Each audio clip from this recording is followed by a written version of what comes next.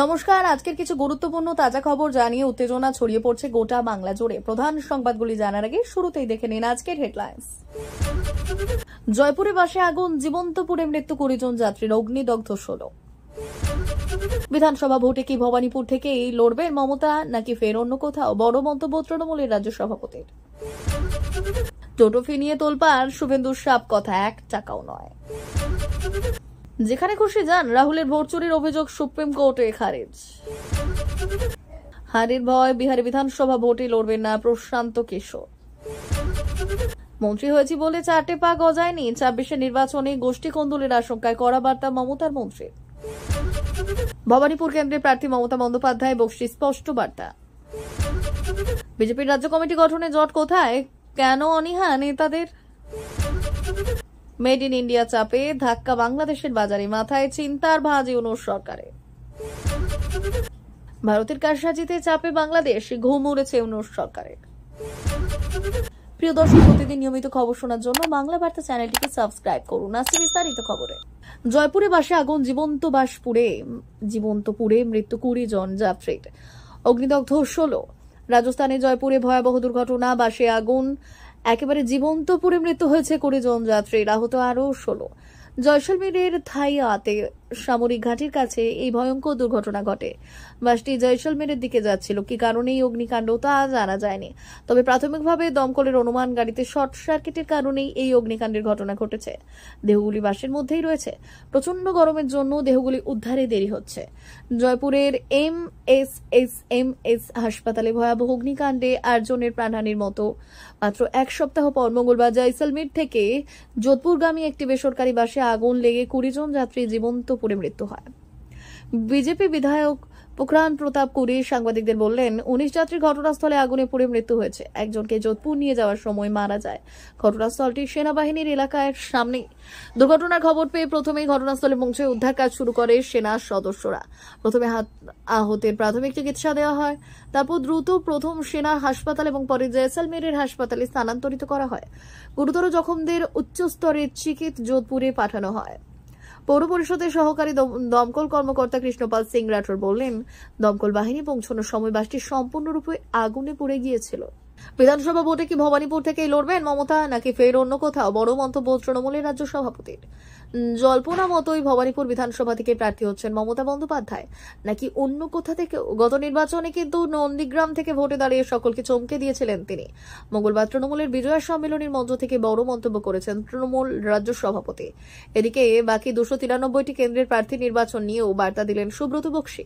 মঙ্গলবার বিজয়া সম্মেলনী থেকে কার্যত মমতা বন্দ্যোপাধ্যায়কে কেন্দ্রীয় ঘোষণা করে দিলেন খোদ তৃণমূলের রাজ্য সভাপতি সুব্রত বক্সি। এবার সামনে 26-এর বিধানসভা ভোট, তা নিয়ে রাজনৈতিক মহলে যখন নানা জল্পনা চলছে, তখন মঙ্গলবার এই মন্তব্য করলেন সুব্রত বক্সি। এক ধাপ এগিয়ে জয়ের মার্জিন নিয়ে কার্যত টার্গেট বেঁধে দিলেন ফিরহাদ হাকিম। ভবানীপুরে বাইরে থেকে লোক এনে ভরিয়ে দেওয়া হচ্ছে। আমি যারা ভবানীপুরের বাসিন্দা তাদেরকে বলছি না, কিন্তু পরিকল্পনা করে বাইরে থেকে লোক এনে এখানে বাড়ি কিনে দেওয়া হচ্ছে। নির্বাচনের আগে প্রার্থী অসন্তোষ বিষয়টি খুবই সাধারণ। প্রায় প্রতি দলেরই বিভিন্ন আসন নিয়ে ভিন্ন মত থাকে বিভিন্ন কর্মীদের। আর এই দিনের মঞ্চ থেকে প্রার্থী নির্বাচন নিয়ে আরো ইঙ্গিতপূর্ণ মন্তব্য করলেন সুব্রত বক্সি। টোটো ফি নিয়ে তোলপাড়, শুভেন্দুর সাপ কথা 1 টাকাও নয়। পরিবহন দপ্তরের নির্দেশ অনুযায়ী এখন থেকে টোটো চালানোর জন্য সরকারি রেজিস্ট্রেশন বাধ্যতামূলক। আর এই রেজিস্ট্রেশনের জন্য চালকদের এককালীন 1000 টাকা ফি এবং প্রতি মাসে 100 টাকা করে দিতে হবে। রাজ্য সরকারের এই সিদ্ধান্তে তীব্র বিরোধিতা করলেন রাজ্যের বিরোধী দলনেতা শুভেন্দু অধিকারী। মঙ্গলবার তিনি টোটো চালকদের উদ্দেশ্যে স্পষ্ট বার্তা দিয়েছেন, আপনারা 1 টাকাও দেবেন না। আমরা বিজেপি এই সিদ্ধান্তের বিরুদ্ধে আপনাদের পাশে আছি। টোটো চালকদের জন্য এই ফি বাধ্যতামূলক করার সিদ্ধান্ত রাজ্য জুড়ে বিতর্কের জন্ম দিয়েছে। যেখানে খুশি যান, রাহুলের ভোট চুরির অভিযোগ সুপ্রিম কোর্টে খারিজ। লোকসভার বিরোধী দলনেতা রাহুল গান্ধীর করা ভোট চুরির অভিযোগের ভিত্তিতে দায়ের হওয়া জনস্বার্থ মামলা শুনতে রাজি না হলেও সুপ্রিম কোর্ট বিচারপতি সূর্যকান্ত এবং জয়মাল্য বাগচির বেঞ্চ জানায়, তারা এই মামলা শুনতে ইচ্ছুক নয় এবং মামলাকারীকে নির্বাচন কমিশনের দ্বারস্থ হওয়ার পরামর্শ দেওয়া হয়। এর আগে কমিশনও রাহুলকে প্রমাণ পেশের নির্দেশ দিয়েছিল। হারের ভয় বিহারে বিধানসভা ভোটে লড়বেন না প্রশান্ত কিশোর। শুরু হয়ে গিয়েছে বিহারের আসন্ন বিধানসভা নির্বাচনের প্রস্তুতি। আগামী 6 নভেম্বর বিহার বিধানসভা নির্বাচনের প্রথম দফার ভোট, 11 নভেম্বর দ্বিতীয় দফার ভোট, 14 নভেম্বর ভোট গণনার ফলাফল। প্রথম দফায় 121টি বিধানসভা কেন্দ্রে ভোট গ্রহণ হবে। 11 নভেম্বর দ্বিতীয় দফার ভোট, মোট 122টি আসনে ভোট গ্রহণ হবে। 10 থেকে 17 অক্টোবর পর্যন্ত মনোনয়ন জমার পর তা পরীক্ষা হবে 18 অক্টোবর। প্রার্থীরা নাম প্রত্যাহার করতে পারবেন 20 অক্টোবর পর্যন্ত। ইতিমধ্যেই রাজনৈতিক দলগুলিতে প্রার্থী বাছাই চলছে জোর কদমে। এমন পরিস্থিতিতেই এবার একটি খারাপ খবর এলো। জানা গেল বিহারে আসন্ন বিধানসভা নির্বাচনে প্রার্থী হচ্ছেন না প্রাক্তন ভোট কুশলী প্রশান্ত কিশোর ওরফে পিকে। সুরাজ পার্টির প্রতিষ্ঠাতা নিজেই একটি সংবাদ সংস্থাকে বিষয়টি জানিয়েছেন। আর এই বিষয়ে একটি স্পষ্ট ব্যাখ্যাও প্রশান্ত কিশোর জানিয়েছেন যে তিনি আর ভোটে দাঁড়াবেন না। মন্ত্রী হয়েছে বলে 4টে পা গজায়নি। 26 নির্বাচনে গোষ্ঠী কোন্দলের আশঙ্কায় কড়া বার্তা মমতার মন্ত্রী। এই রাজ্যের শাসক দল তৃণমূল কংগ্রেস বিজেপির সঙ্গে কি লড়াই করবে? তারা আগে নিজেদের দলের সঙ্গে লড়াই করে পেরে উঠুক, তারপর তারা প্রতিদ্বন্দ্বী শক্তি হিসেবে বিজেপির সঙ্গে লড়াই করবে। কটাক্ষ করে তেমনটাই বলে দিলেন বিরোধীরা।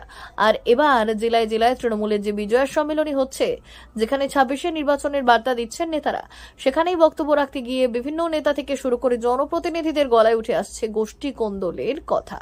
নেতা থেকে মন্ত্রী প্রত্যেকেই বুঝিয়ে দিচ্ছেন যে 26 নির্বাচনে একত্রিত হয়ে লড়াই করতে হবে। এক্ষেত্রে প্রার্থী যাকেই করা হবে তাকেই জেতানোর জন্য কোন রকম দ্বন্দ্ব না রেখে লড়তে হবে সকলকে।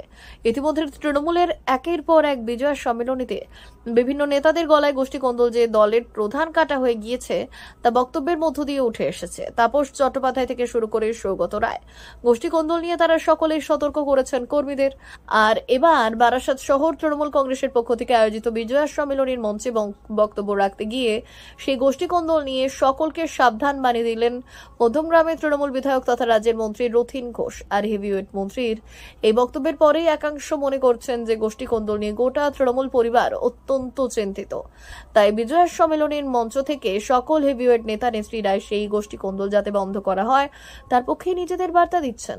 ভবানীপুর কেন্দ্রের প্রার্থী মমতা বন্দ্যোপাধ্যায় 2026 সালে পশ্চিমবঙ্গ বিধানসভা নির্বাচনে কলকাতা ভবানীপুর কেন্দ্র থেকে তৃণমূল কংগ্রেসের প্রার্থী হবেন মুখ্যমন্ত্রী মমতা বন্দ্যোপাধ্যায়। রাজ্যের তৃণমূল সভাপতি সুব্রত বক্সী দলীয় সভায় এই ইঙ্গিত দিয়েছেন।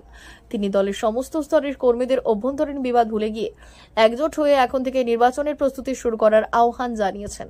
এই ঘোষণার পরই রাজ্যের পুরমন্ত্রী ফিরহাদ হাকিম কর্মীদের প্রতি বার্তা দেন যে মমতা বন্দ্যোপাধ্যায়কে 1 লক্ষেরও বেশি ভোটের ব্যবধানে জেতাতে হবে।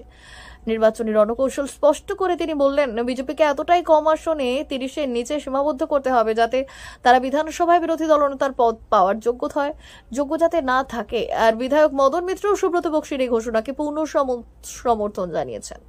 প্রসঙ্গত 2021 সালে বিধানসভা নির্বাচনে নন্দীগ্রামে প্রতিদ্বন্দ্বিতা করে হেরে যাওয়ার পর সাংবিধানিক বাধ্যবাধকতার কারণে মুখ্যমন্ত্রী পদে থাকতে ভবানীপুর উপনির্বাচনে লড়ে মমতা বন্দ্যোপাধ্যায় বিপুল ভোটে জয়ী হয়েছিলেন। আর সেই সময় শোভনদেব চট্টোপাধ্যায় বিধায়ক পদ থেকে পদত্যাগ করেন। বিজেপির রাজ্য কমিটির গঠনে জোট কোথায়? কেন অনীহা নেতাদের? বাংলায় বিধানসভা নির্বাচনের দিন এগিয়ে আসছে, কিন্তু নতুন রাজ্য সভাপতি নির্বাচনের পর কয়েক মাস কেটে গেলেও এখনো রাজ্য কমিটি গঠন করতে পারল না বিজেপি। কেন রাজ্য কমিটি গঠন করা যাচ্ছে না প্রশ্ন উঠছে। আর সেই প্রশ্নের জবাব খুঁজতে গিয়েই একাধিক কারণ উঠে আসছে। কি কি সেই কারণ? কোথায় জট? বিজেপির রাজ্য কমিটিতে 31 জন পদাধিকারীকে রাখতে হবে। এমন 31 জন কমিটিতে থাকবেন যারা শুধুমাত্র সাংগঠনিক কাজ করবেন, নির্বাচনে প্রতিদ্বন্দ্বিতা করবেন না। এখানেই সমস্যা। নেতারা ভোটে লড়তে চাইছেন, সেজন্য রাজ্য কমিটিতে জায়গা পাওয়া নিয়ে তাদের উৎসাহ কম। আবার বিজেপিরা কেন্দ্রীয় পর্যবেক্ষক সুনীল বানশাল চাইছেন যারা সংগঠনের দায়িত্ব সামলাবেন তারা আর ভোটে লড়বেন না। সুনীল বানশালের যুক্তি, সংগঠনের প্রচুর কাজ থাকে আর একজন প্রার্থীর পক্ষে সেই কাজ সামলে আবার নিজের এলাকায় সময় দেওয়া সম্ভব হবে না। মেড ইন ইন্ডিয়া চাপে ধাক্কা বাংলাদেশের বাজারে, মাথায় চিন্তার ভাঁজ ইউনূস সরকারের। বাংলাদেশের একসময় দ্রুত বিকাশমান বস্ত্র শিল্প এখন প্রবল চাপে। দেশের অভ্যন্তরে তৈরি সুতোর বিক্রি গত 2 বছরে কমেছে অন্তত 30%। এর ফলে একের পর এক টেক্সটাইল মিল বন্ধ হয়ে যাচ্ছে, কর্মহীন হয়ে পড়ছেন হাজার হাজার শ্রমিক।